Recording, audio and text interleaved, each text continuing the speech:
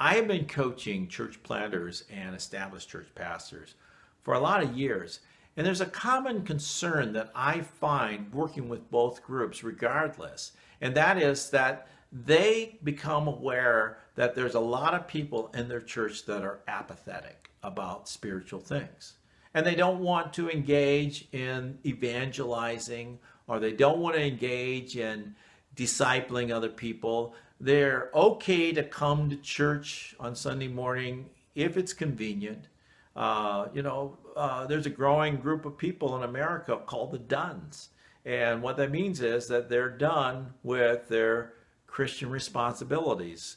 Maybe they're done with church. They don't mind showing up for Christmas, Easter, special occasions, maybe a couple Sundays a month. But otherwise, you'll find them at the beach, you'll find them at the golf course, or in my neck of the woods at Disney.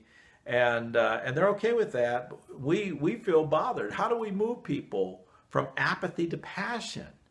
And how to, in order to do this, we have to recognize that there's two things we have to address. The first one is their relationship with God. This is the spiritual life system of the church. How do we rekindle their passion for God? And this is not by more preaching or more prayer, which is another area they're apathetic about.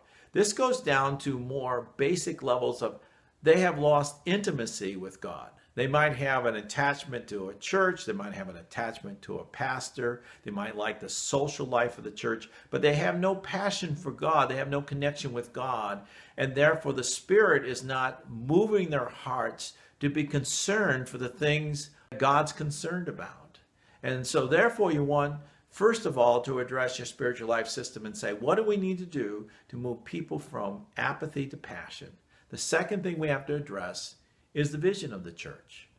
Now, if you've been watching these videos, you've heard me talk about vision, that a lot of churches have a vision, but it's not really a vision. It's a vision statement that we want to be biblical church, that we want to make passionate disciples for Jesus and worship him together and reach our community for Christ. Well, every church should want to do that. That's a biblical church. But that's not the same as a vision, because a vision is seeing the lost with compassion. We are seeing people that God has called us specifically to reach in this community. And in order to reach them, we are going to have to sacrifice. You see, a true vision asks for sacrifice, that you're going to have to give up something to do this. And you'll want to do this because you have an intimacy with God, and now you're seeing the loss with us, and together we're going to go out and figure out how we're going to reach that neighborhood, or how we're going to reach the people in that apartment building. You see, that's when you know you're moving people from apathy to passion, when they begin to wake up and see the loss and see God in their lives. See, I was impressed with the church that I grew up with because it had a vision for lost people. And they would plan special events to go out and reach lost people. And why that impressed me is because my own father, who worked full time, would take a day off from work and give it to the church so that he could go out and be part of the process of sowing the gospel into people's lives. That's why I talk about these things, because you see, you can't get apathetic people to do anything.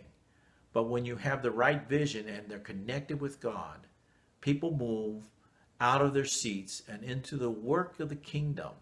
And so let me encourage you that if you have a lot of apathetic people, you need to look at your spiritual life, and you need to look at your vision again and ask God, how can we change this so that we can change the lives of people from non-participants to people who are fully invested in the kingdom?